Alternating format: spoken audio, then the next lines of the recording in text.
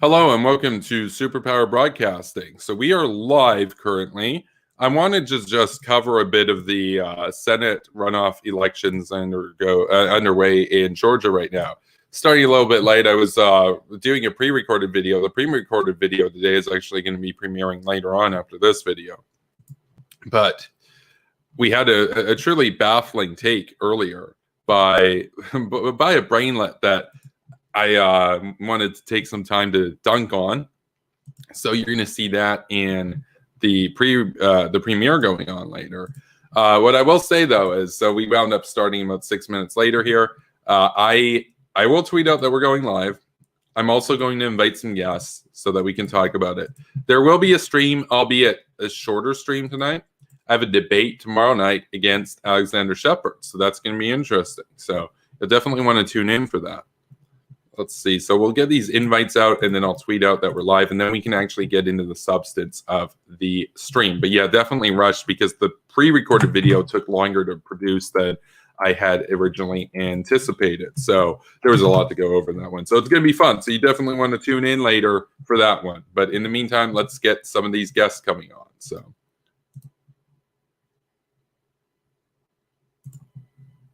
we're going to invite Spooky Nukies. For sure.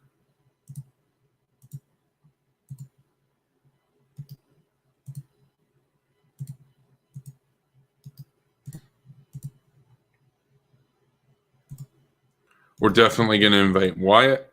Wyatt's been covering the election. And we'll invite Jay. We'll invite Jay too. So there we go. So the invites are out, and then we'll tweet that we're going live. And I'll also post that on my Gab account and my Minds account. By the way, that's something that I need to do after this stream. I need to update my description defaults in my videos to include my Gab account so y'all can go and subscribe to me or follow me over on Gab. Because that's fun. I made a Gab specifically so that we could trigger the brainlet brigades of the alt-right. You know, it's often we trigger the people on the left, the progressive gremlins, etc., the aggressive gremlins. But I also like triggering the hell out of the alt-right losers like Nick Fuentes and their ilk, right? So, yeah, we got a few people here tonight, so that's cool.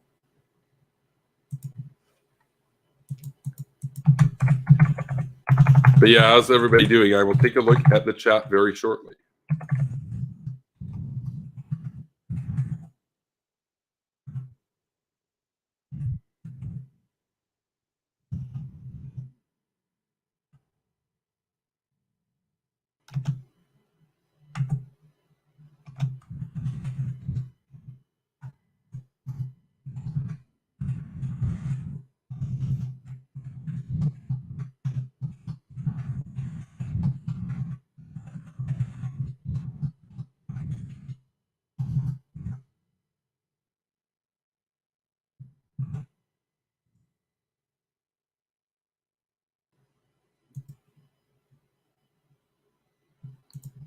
Yeah, so we had a really incredible brainlet arguing that taking out Saddam was bad, but taking out the Gaddafi was good because Malaz. Really stupid, dude. So we're going to be talking about him in the premiere, which is going to be going up in a couple hours.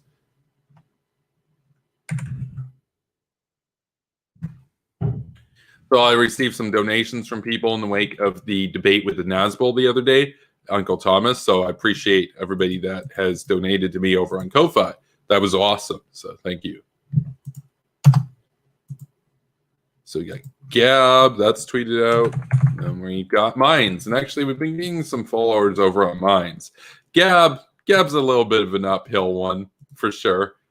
I more so just do it to troll them.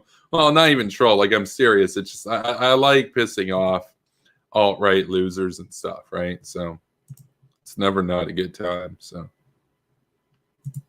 that's that. Let's take a look at the chat.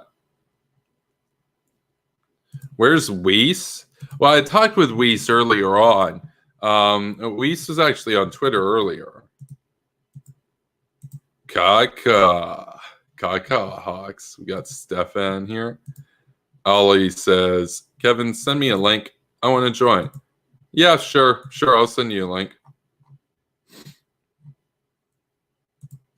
Actually, we'll send Kirk a link too. That'd be cool.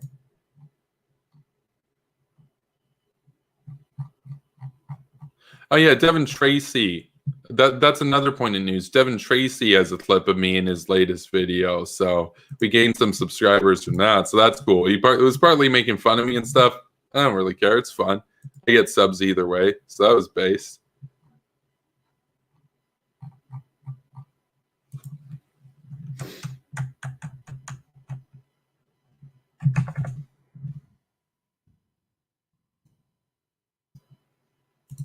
So the invite is sent, if you check your DMs.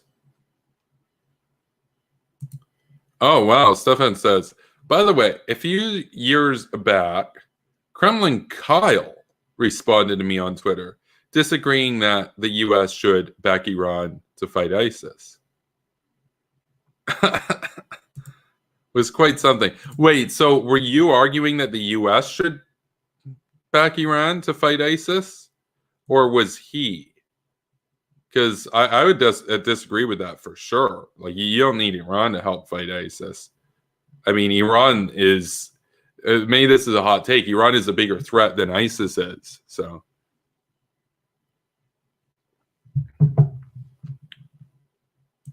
Kek from Kekistan asks, who here is a hawkish libcon like me?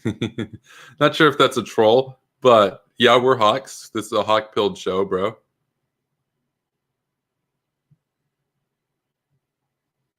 Yeah, I saw that on Facebook. Total brainlet. My sovereignty. Yeah. It was a bad take. It was a bad take. Even Ian Miles Chung was like, it's a bad take. This is the actual take right here. You can read it, but I'm not even really going to talk about it right now because the premiere in a couple hours is 20 minutes of me debunking and going over this stupid loser. This guy, by the way, not just a troll or anything. This guy's been posting this kind of stuff to me for about a year now. He's like, if it's a troll, it's a long con. So,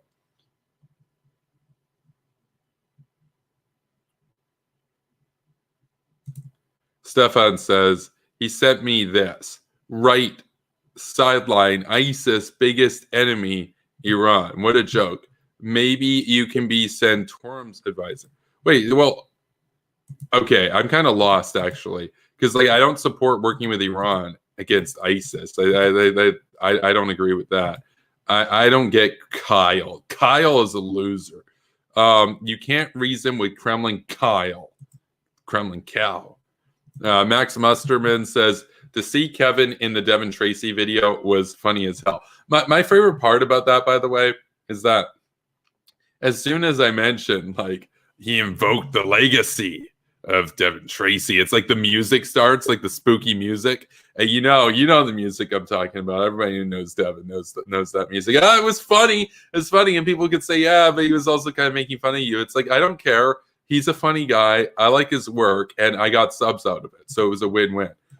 We got a couple people joining us right now. We got Net7 and we got Ollie joining us. How are you guys doing today? I'm doing fine today. How are you? How are you doing? Well, I'm good. I'm busy. I'm a pretty busy dude. We've had some decent growth on the channel in the last month. But apart from that, like, I'm kind of hyped and everything. We got Net7 as well. How's it going, Net7? Thanks for coming on. Hey, man, I'm doing great. Oh, man, that's good. That's good. Actually, we got a comment here. It says, I once saw a socialist who was hawkish.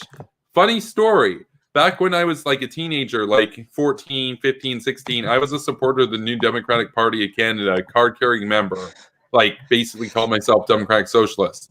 Huge George W. Bush fan.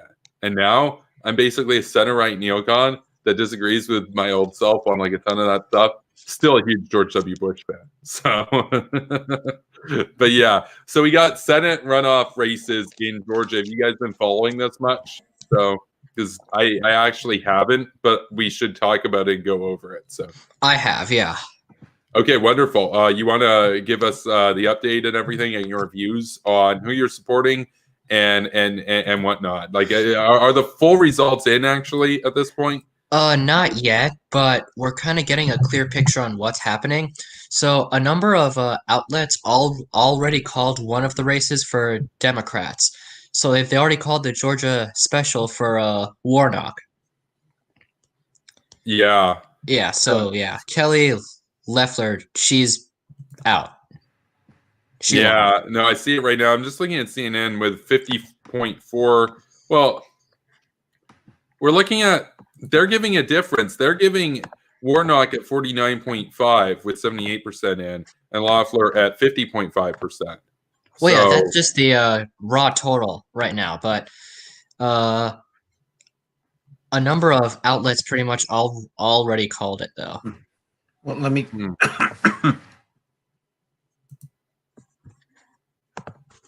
yeah, Ned, Well, let me come in real make here. Sorry, Yeah. because I've got some different results here from what I can see. So, according to the according to FirstCoastNews.com, right now the U.S. Senate special runoff for Kelly Loeffler and Reverend Raphael Warnock, right now so far is at 51% for Loeffler and 49% for Warnock, with Loeffler having 1,679,000 votes, and Warnock having 1,644,000 votes. So it looks like Republicans really are catching up, and I'm hoping they do win, because the Democrats were ahead early, but that's because typically Democrats, early voting favors Democrats. People who vote early tend to vote left, and so then Republicans then start to catch up as those who went and voted in person, and those votes start to get counted. So what we're seeing is the Republicans starting to catch up now. I mean, yeah, like I hope that they're able to catch up, but I'm just going by what a lot of like election experts are saying at this point. Well, election experts, you have to remember that the polls predictions, can be wrong. I mean, they tend to reflect certain demographics or people's ideas of what's going to happen, rather than necessarily what's actually happening. So let me give you the example, okay? So Susan Collins, okay, when she was running in her election in Maine, because she decided to vote for Kavanaugh, and because she decided not to vote for impeachment, there was a huge campaign by Democrats and by left-leaning people in the media and stuff like that to smash her. And everyone was saying, oh, she's going to lose. She can't win those centrists in Maine anymore. She's disaffected them all. She is going to tank. And all the polls had her losing by quite wide margins. Instead, not only did she win, she didn't win by a close margin. She won very handily. So the polls don't necessarily reflect an accuracy of what's going on. They tend to, in my opinion, vote more of what people think's going to happen rather than what's going on in reality. And so, again, as the votes continue to be counted, my hope is that Republicans continue to maintain their lead, because I don't want Biden putting the United States back in the Iran deal. That's a big no. Exactly. Yeah. Yeah. Well, that's the thing. Like, what that's the thing, I was right? kind of saying, though, is that I wasn't really talking about like necessarily polling, but like what they're doing now is that they're looking at the math from certain precincts and certain counties, and they're trying to infer data from that. And like I get what you're talking about, but like the methodology is like a bit different from like early polling. Yeah, well, I think that like I can see the argument that if they've still got only 37% in from say DeKalb County and near Atlanta, that you say, well, that could skew heavily, obviously, for us if they're in the case of the Senate election or not there. The thing is, I agree with the sentiment that we don't want like a more radical sort of agenda coming in, and if the Republicans control the Senate, then it basically acts as a safeguard against any excesses that those in the Biden administration might try to pursue to go in a more sort of like far left sort of direction. So I think that the Iran deal, that that's just such a non-starter. I mean, it's very disappointing for me to see somebody like Biden, who back in the 90s basically said, yeah, you should bomb Iran, essentially. Now coming around and saying, oh, maybe we should like talk with them because they're about to get nukes. No, this is a better time than ever to take them out before they get nukes. So, like, I'll say this: if Trump wants to be a legend and have his legacy, in the history books forever, he should start a war before he's out of office with Iran. That's what I'll say. What do you guys make about that?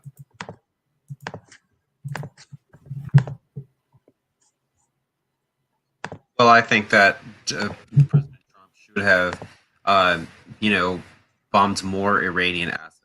Soleimani was a good feather in his cap, and I think a great decision for the administration. Oh yeah, you're cutting out a bit.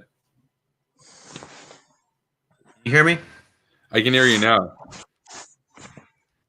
So I think getting rid of Soleimani was a very good thing, but we obviously need to take out more of the despots and tyrants in the Iranian government, and it would be a good thing for the administration to hit one of their military assets and show the regime in Tehran that the United States and the free world won't back down to them. Yeah. What do you make of that suggestion, Ali, there? Yeah, I agree with Net7. Yeah, that's basically my position too. I think that what Trump should do while he's still in office is like to do like one last strike against like some military apparatus that they have. Like maybe against the IRCG or another hard asset that they have somewhere, just to send a message and to make it clear that regardless of who's president, that our policy towards Iran isn't really going to change. Mm-hmm. Yeah. I want to ask those that are tuning in tonight. We got 16 people here already joining us. Which candidates are you guys supporting in this series of runoff elections? Are you guys rooting for the Democrats or the Republicans, or are you guys like? I guess another question would be, what's your sort of party affiliation, and then who are you supporting here? Because it's like, there's Republicans that support some of the Democrats and vice versa. So. Hey, Kevin. So if you could you go on the New York Times election needle? Yeah. I'll go over there. We'll close out of CNN. Let's bring up the New York Times. Yeah, because I'm on there right now, and like from the current math coming in, and from their analysis, they predict that Warnock is going to win by 1.8, and Ossoff is going to win by 1 point.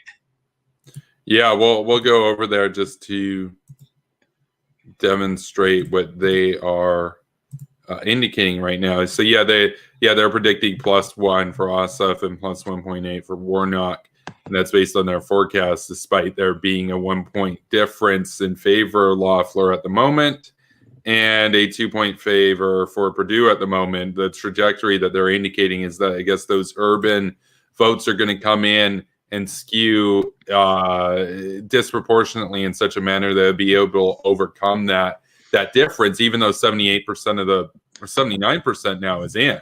So yeah, and Kevin, if you could try to click on live forecast on the needle thing, because if you scroll down, they have this pretty cool map where they show the estimated votes remaining. There we go. Okay, I see what you got there. Yeah, with the circles, right? Yeah. That's what they're basing that on. Yeah, if it's a 6-to-1 ratio in DeKalb, yeah, I could see why you would be able to overcome a 2 point difference out of 20% if it's 6-to-1, obviously. So on the map to the left, they show the votes counted, and as you see there, on northern Georgia, a pretty conservative part, you can tell all these big moderately sized dots, while the urban counties aren't really done yet. But when you compare that to the estimated votes remaining, the vast majority are in DeKalb County. Yeah, for sure, absolutely. I mean, it's literally 6-to-1.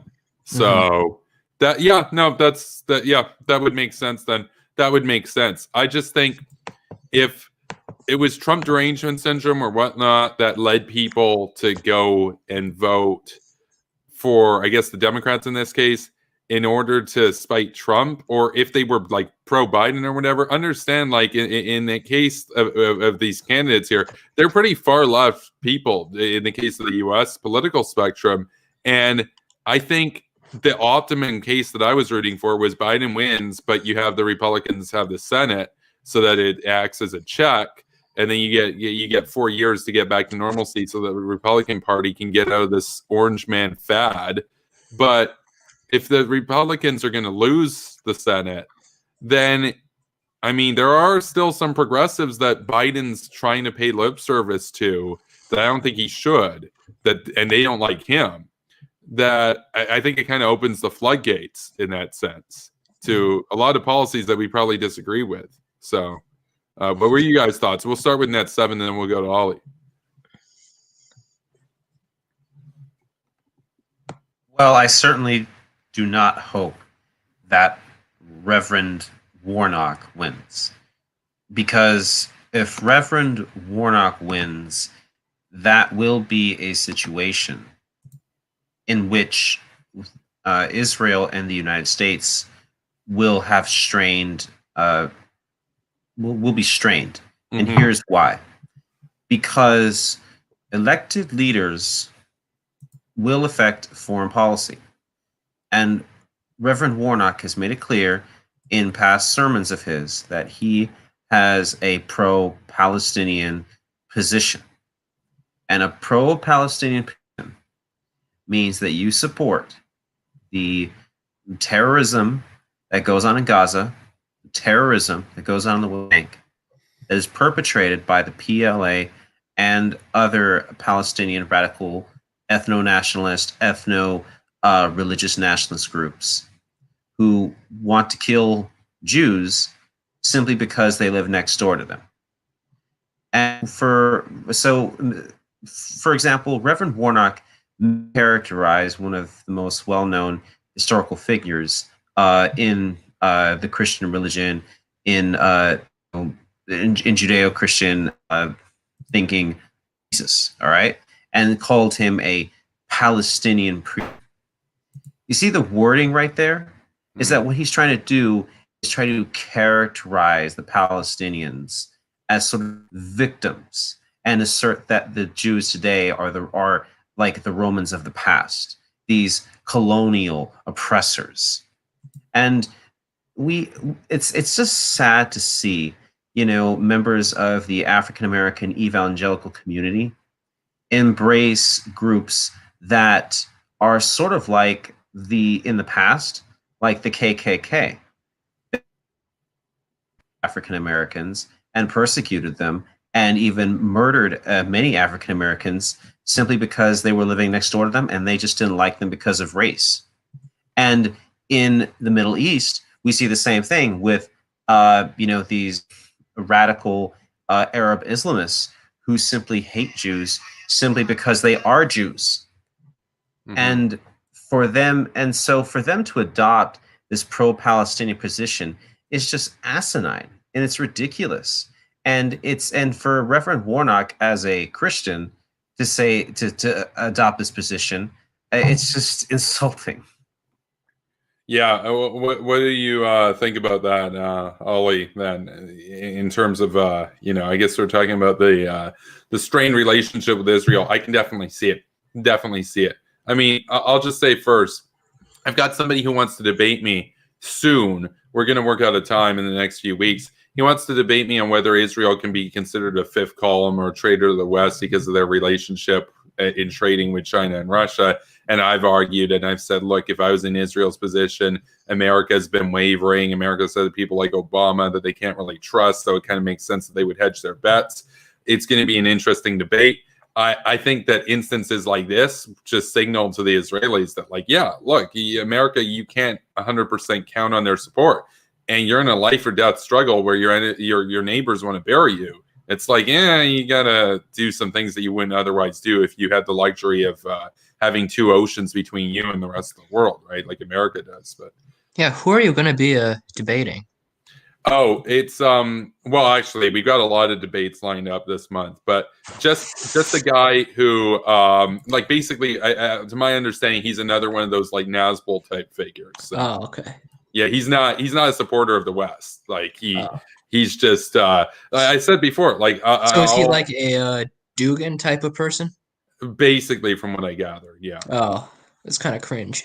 I know, right? But we had Yeah. an Nazbol on the other day. Like, I'm not scared to debate these people. There's like this meme out there that like neocons and stuff are just boomers who write policy papers and they can't really debate anything or whatnot. It's like, no, I'm out here. I'm ready to debate people. Come at me. I win. Basically, I win all the debates I do. So, so there's that. So it's not going to work out well for him. So.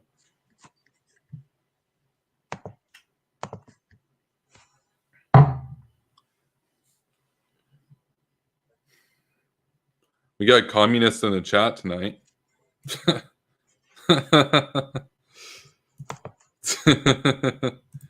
Amazing.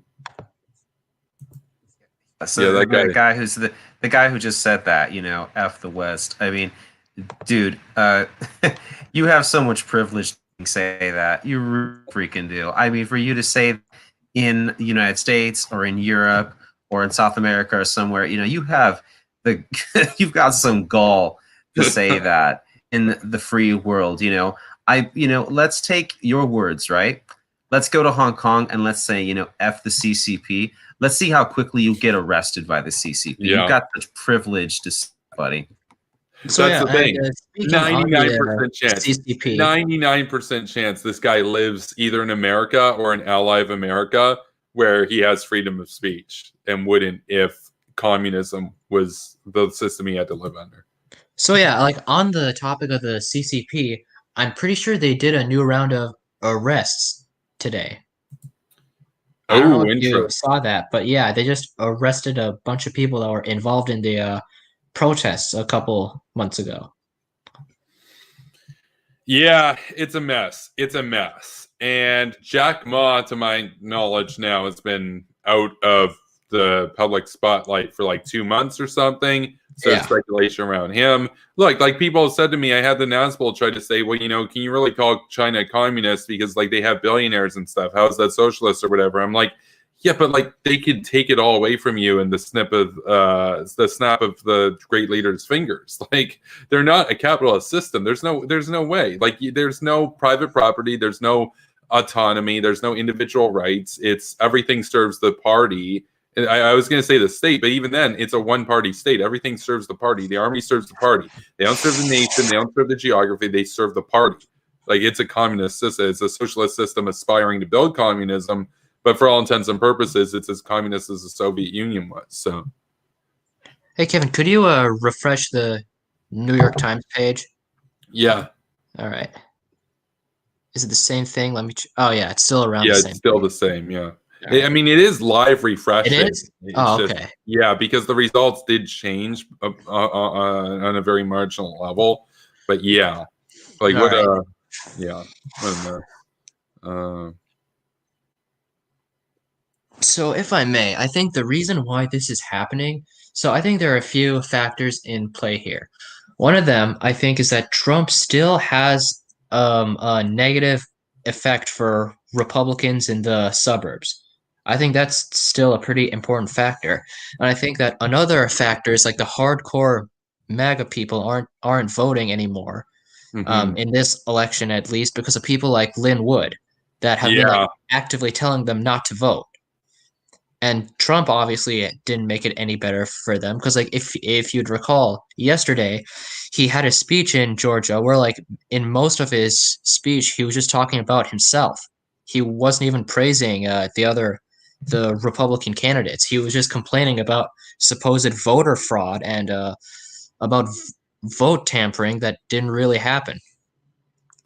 Yeah, that's a total mess. I mean, they really kind of shot themselves in the foot. That's one of the reasons why if you actually do support the Republican Party, you should be against Trump and his delusions and his petty approach to a lot of this stuff, and it's an embarrassment. Like that's what I talk about with the idea of a reset factor or a reset period, where you got to get somebody like Nikki Haley in there that's not going to be just bungle everything and listen to Tucker Carlson over John Bolton like Donald Trump did. That was embarrassing. But I do want to just take a look at this hater right now, because he says, as an American, I'm not allowed to criticize or not allowed to boycott Israel. BS. Nobody tells you that you have to buy products from Israel. Like, I try to avoid Chinese products, for example.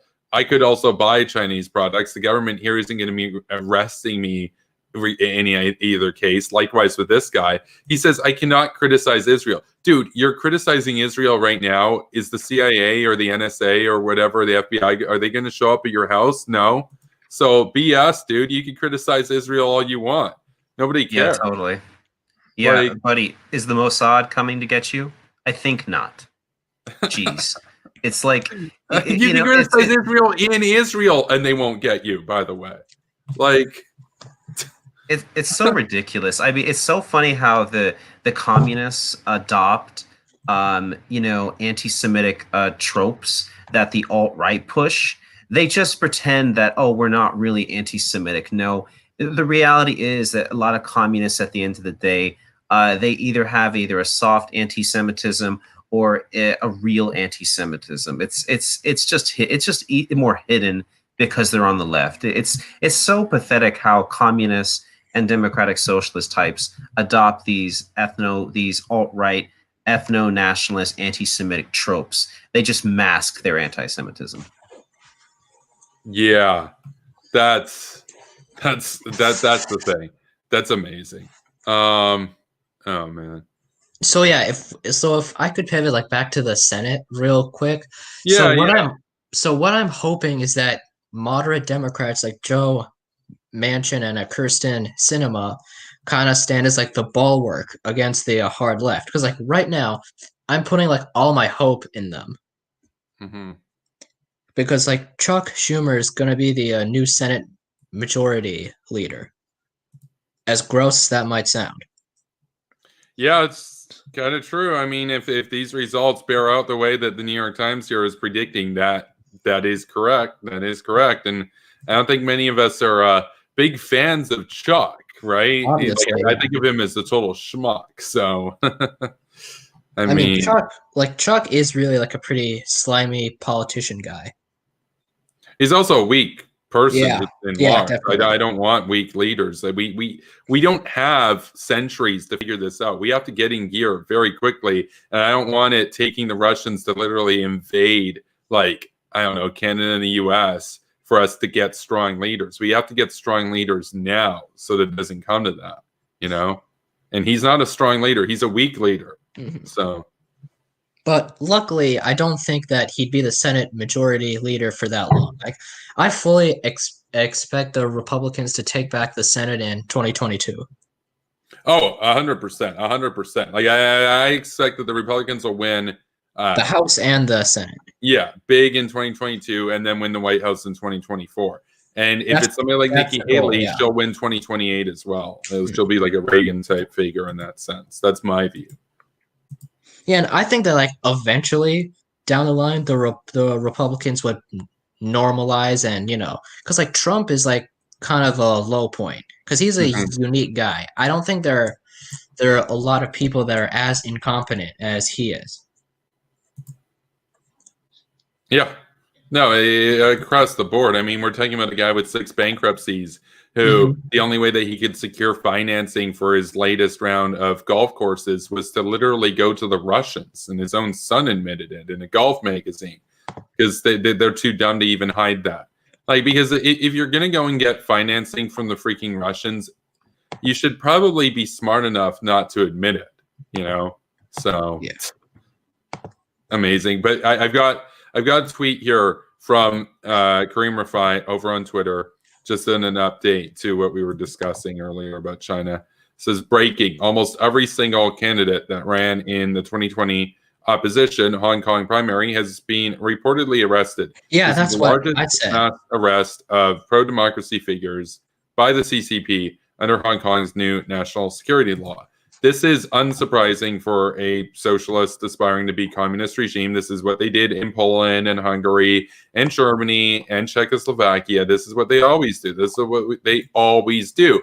And we still have people that argue that, well, it costs money to get off of trading with them. We still need to keep trading with them, man, because of like profits and stuff. It's like, no, it's stuff like this that should make you hawkish, and it should make you protectionistic towards China.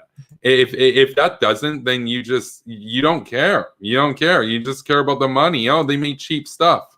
It's like, yeah, no, they are an anathema to what we're trying to do in terms of the Western project. And communist China needs to be bankrupted into at the dustbin of history. And if we can't get around to doing that, understand it's going to come to a war. The West and communist China will never be able to coexist. It's impossible. We either destroy them economically now or we destroy them in a war later. Those are your choices. So I don't know if you saw this, but I linked it in the private chat. So basically, I think some IRGC guys, they're threatening to fly a plane into the Capitol building tomorrow. okay, I'll take a snip of this one as well and upload it here. That, yeah, I mean, if they try it, They'll lose because we already know that it's coming.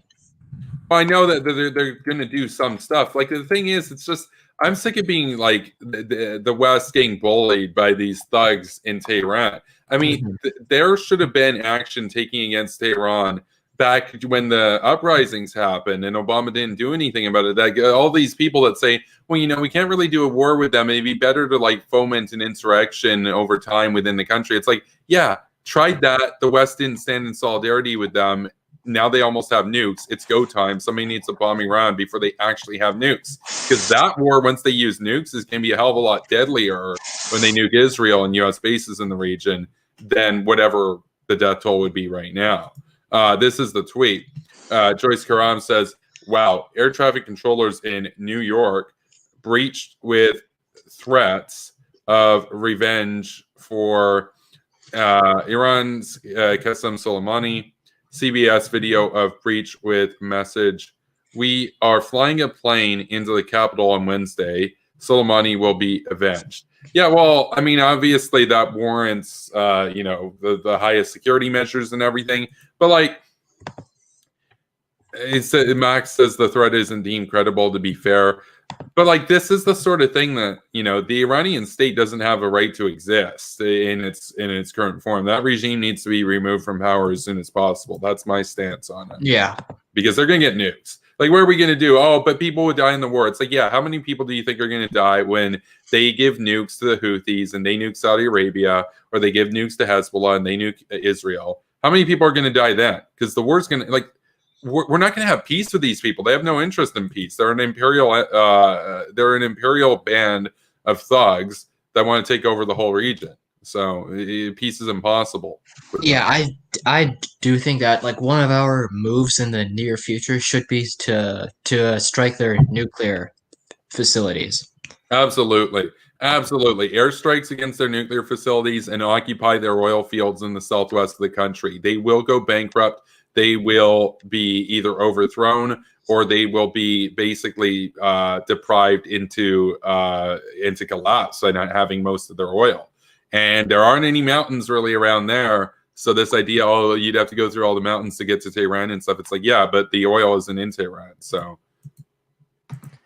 and the reality is you could just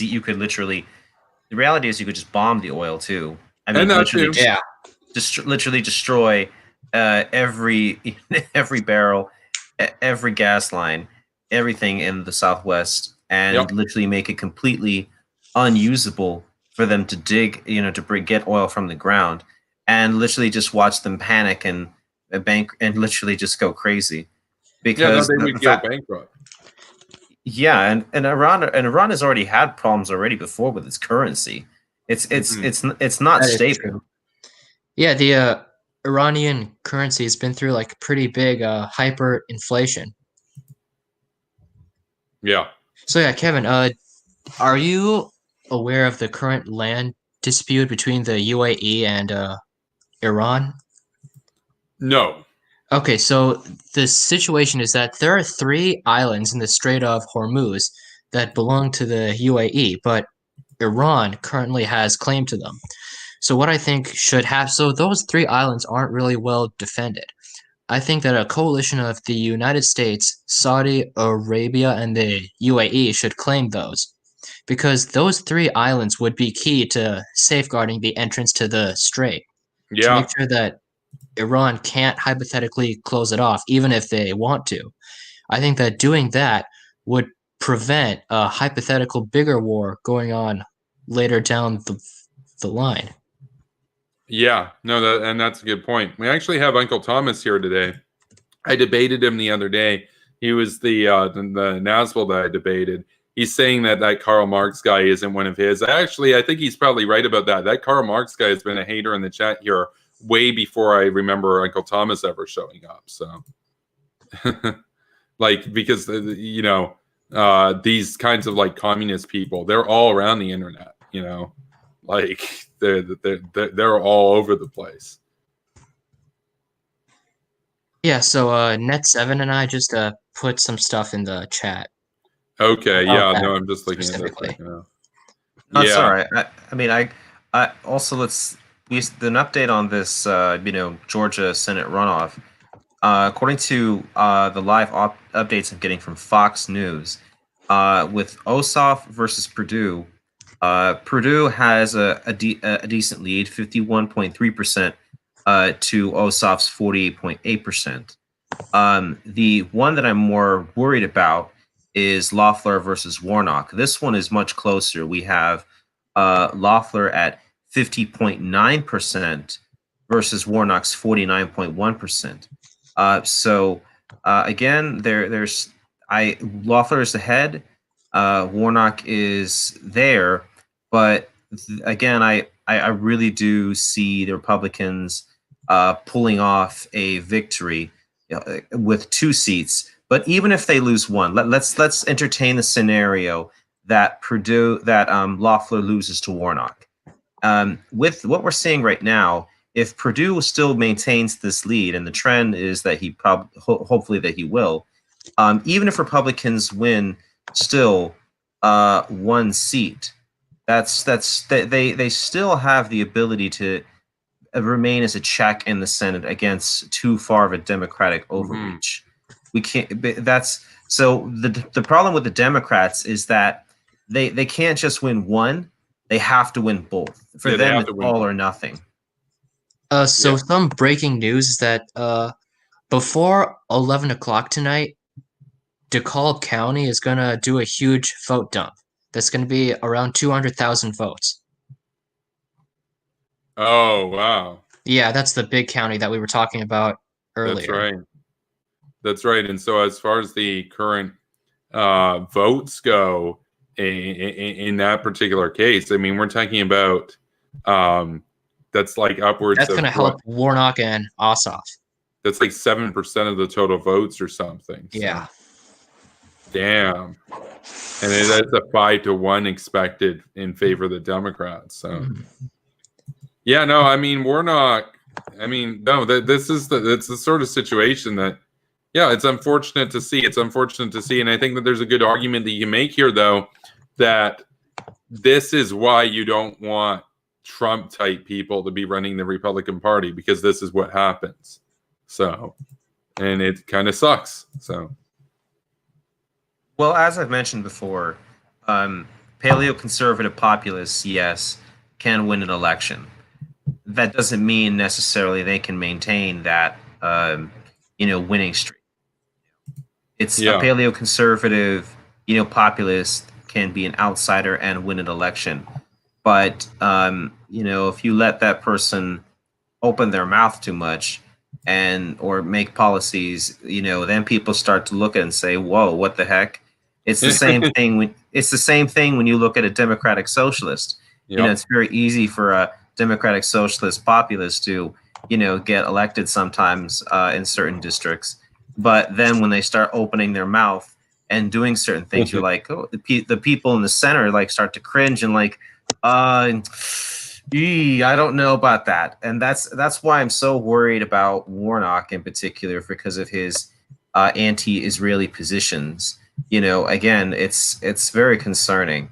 It kind of reminds me like in the 90s where people were like with the IRA, how, even Trump, even hosted some of the IRA guys in the US like Jerry Adams and literally let them, talk and stuff like that. I mean, imagine, that happening with the PLO, with people like it, it's just so ridiculous. I mean, but this is the problem with the progressive politics today in America, is that they've gone very much, left wing, in terms of supporting some of the world's worst actors. Absolutely, for sure. I think that's something that often we see. I mean, we can talk about like with Corbyn and stuff too. I mean, they always it's almost the logical conclusion of their worldview. They wind up simping for terrorists and anti-American despots because they think that America is like the worst evil that's ever been perpetrated against humanity in the history of the world. And there's McDonald's, and McDonald's doesn't pay $5,000 an hour. So therefore, Kim Jong-un is better. That's basically it. It's really embarrassing. Yeah. It's totally embarrassing. Because when we have people in the West who empathize with these despots, or even in the case of Reverend Warnock, essentially not openly, but quietly and subtly, being trying to be insinuate that the Palestinian people are like Jews of old, and that the Jews of today are like the Romans of old. It's this common trope that we see in among anti-Semitic circles, and that it's the Jew that is persecuting other peoples, that it's the Jew that's persecuting you, it's the Jew that's the reason you don't have your job, or that you don't have a good lifestyle, or he's doing this. It's just like in in Europe, where the anti-Semitic tropes existed even before Nazi Germany came about, where it's like, oh, look how successful they are, look how good they are, they must have stolen my job. No, it's because Jewish people by and large are very successful because they have a hard work ethos ethic, and they're very intelligent because because of that ethic, not because of anything that they took from anyone. But it's the victimhood mentality in the Arab world that we see today among and in the West Bank, where it's like, oh, the reason I'm not where I am is because those Jews living next door to me. No, it's because you have terrible leaders who literally rob you blind and who tyrannize you and control you, like Hamas, when they literally shoot their political opponents dead and torture them to death, throw people in prison just for being homosexuals, throw people in prison just because, and women for having sex out of marriage. I mean, this is totally ridiculous. I mean, Reverend Warnock should be, decrying these measures, but where is he? And even as a pastor, it's so strange that that he still has his funding, his nonprofit stuff, because again, churches are supposed to be, at least we're supposed to be apolitical, and their stuff was supposed to be about spiritual nourishment, right? And they were like, and so before Trump recently, cut back on some regulations, right, to allow churches to be more political per se, people were saying, oh, this ruins the separation between church and state. Oh, this is so awful. The thing about, though, the progressive pastors and left-wing pastors, particularly among African-American evangelicals, is that they've always been political. But the thing is, no one's ever threatened to take to take away their nonprofit status. And it's just because there were some pastors who were saying some pro-Trump stuff that people got angry. If you can be anti-Republican or anti-Trump as a pastor, or anti-Israel and closetly anti-Semitic like Reverend Warnock, and get away with it. Yeah. Like I said, I think it's going to be disappointing if he actually manages to become like a freaking a senator, right? And you're talking about some of the most sort of prestigious offices in the United States, that kind of power and everything. And then people will say things like, well, yeah, but Israel does things that don't necessarily look that good or whatever. Like, that's what the debate's basically going to be, is that this guy's going to say, oh, well, you like Israel, but they've reached out to Russia and China and whatnot. And it's like, yeah, but you would too if you were in charge of Israel. Because how do we know that?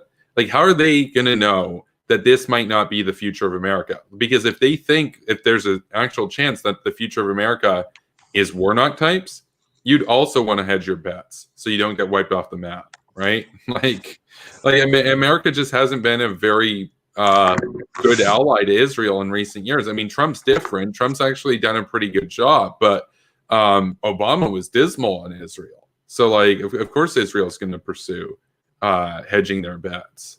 And it sucks that they have to do it. I wish that it was more the case that the West would 100% be so pro-Israel that there'd never be any worry that the West and America might be unreliable. I mean, they're the only real democracy in the region. We got to stand in solidarity with them. So Kevin, I'm kind of curious. Do you think that Mitch McConnell is going to stay the minority leader, or do you think that he's just going to quit? he might stay. The thing is, I'll say this about Mitch McConnell. At the end of the day, it doesn't really matter, because whether you hate him or you love him or you're neutral, and I've said this before, whether you're a Democratic Socialist, a TYT viewer, or you're like, the biggest MAGA bro in the world, you all have to admit Mitch McConnell has taken more dubs than most people will ever take in their lives. That man, I mean, imagine if the Democrats, like TYT always complains, like, oh, well, Obama listened to Mitch McConnell and everything. It's like, yeah, why don't you try to get your own version of him instead of being upset that he takes wins? Mitch McConnell is basically, I mean, every leader should aspire to be like Mitch McConnell. Mitch McConnell knew how to get stuff done. I think as minority leader or whatever, it's like the stuff that he's already done, Mitch McConnell can ride off into the sunset with more wins under his belt than almost anybody who ever lived, basically. That is true. Like, I think that he'll definitely go down as one of the most politically savvy politicians in American history. History, not just modern history, like in total history of America. Like, yeah, like, you can't really deny how politically savvy he is, like, regardless of whether you like him or not. Yo, 100%. And this is the thing that bothers me about TYT, is that they will blame Mitch McConnell because Obama listened to Mitch McConnell and said, I'll wait a year and not nominate anybody or this and that and all this kind of stuff. And then hope that Hillary Clinton wins, which was dumb. Or then they'll blame him and say, but he's a hypocrite. He doesn't have any principles because then he chose Trump to go and nominate people to the Supreme Court without also that were even close to election date. It's like, no, he's not. Is he a hypocrite? Yes, but is he unprincipled? No. He's such a principled conservative that he's willing to just be a public hypocrite in order to get that agenda through. That's how I am. Like, I'm sure people would say, oh, but you're hypocritical because, like, you'll support like one regime here, but then you'll be against another over there. It's like, no, I want the West to win. Like, my principles are, I want American hegemony. I'll do whatever it takes to get that. It's like the same with Mitch McConnell. Does it look hypocritical? Sure, but that's not really a principle that anybody dies on a hill for. Oh, the number of months out from an election. No, he was playing politics. Of course he was playing politics. But TYT blames him, and they're like, oh, but we got swindled by McConnell. It's like, no, Obama was a sucker and listened to McConnell. That's on Obama. That's not on McConnell. McConnell was rational. McConnell was taking dubs. McConnell was channeling his inner Niccolo Machiavelli, and Obama was channeling his inner pigeon clucking it in the dirt. No idea what's going on. Just like, oh, sure, I guess we'll wait a year, bro. And like, hopefully the Republicans will do the same. It's like, no, the Republicans won't do the same because they know that you guys are suckers and they're not interested in being suckers. So for Young Turks and those types of people, they should probably aim to focus their blame on weak Democrats as opposed to strong Republicans and say, why can't we have strong people then? Which I mean, their version of that, by the way, is people like AOC and Omar that they see. Yeah. They're a lost cause. What a like, the joke. Republicans are just a stronger party in general. That is but, true. But no. I just want to be clear about that. It's the same thing with Bush. People said to me, they're like, yeah, but he left office with like a 23% approval rating, bro. And it's like, yeah, and he knew that history would vindicate him as a lion through the ages. So what if 20 years and it is too. Like if you want to look at Bush's approval rating now, it's shot up. It shot up. Well, that's partly because right. of Trump. Partly because of the orange man. That's partly because of the orange man.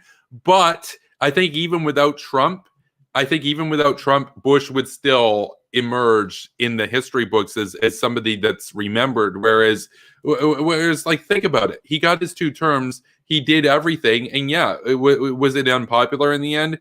Sure. But I want a leader that's going to make the tough decisions regardless of popularity. That's why you would want a leader. You don't want a leader who's constantly like, "Oh, I'm Obama," and like I support gay rights, but I'm not going to say anything about it until 50.0000001% of America supports gay rights. Then I'll come out in favor of it. It's like, no, that's weak. And by the way, Bush was by and large really conservative on that, and I would disagree with him on that issue. But he was a principled conservative. And he's like, look, we're going to go in, we're going to take out Saddam. You can whine and cry about it, whatever. And then after I'm out of office, I'll ride off into the sunset. And I don't give a damn what my approval rating is, because no matter what, for the rest of time, what anybody says of George W. Bush, for the rest of the time, Saddam Hussein will be dead, and that country will be liberated of the Ba'athist atrocity that he and his family comprised.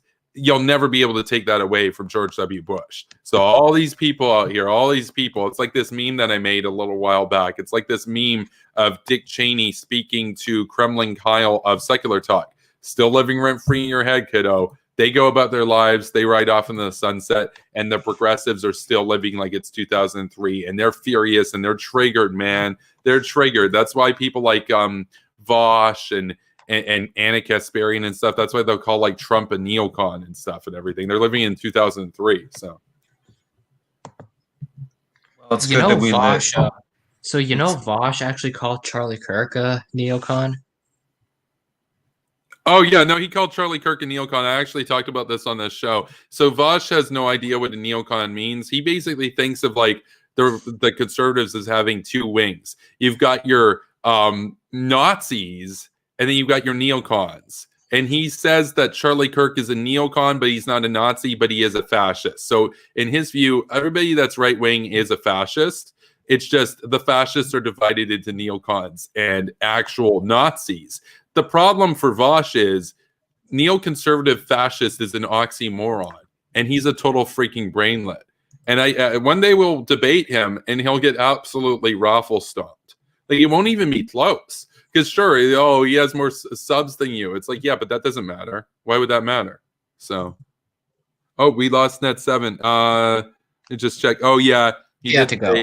He did say in the private chat, "See you guys. Got to go. Have a good night. Fuck Pedo Vosh." Yeah, no, absolutely. Absolutely. I always appreciate the energy from Net 7 there. Net 7, I've got to go in like 5 minutes too. Fair enough. We'll wrap this up. I'll give you the floor in the meantime to make your closing remarks, though, and then we'll wrap up the stream. All right. So my closing remarks are, I think that the results going on in Georgia are unfortunate, but I think that Republicans can take a lesson from this for the future, and I hope that they do.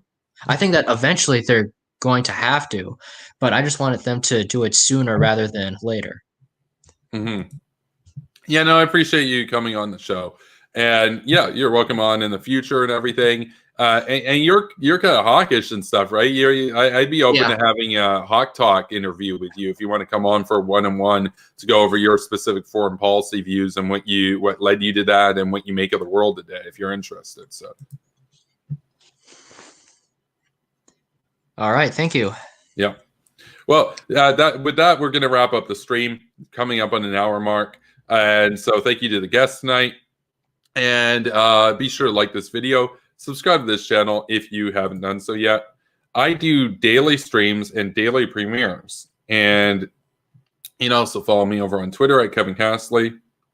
And additionally, You can follow me over on Twitch and Facebook. The links are in the description below. If you want to support what I do, you can check out my Patreon, my PayPal, and my Ko-Fi. And I will see you in the next video, which is actually today's premiere. That's going to be later on tonight. So, because I was busy today. So have a good day, everybody. Stay based.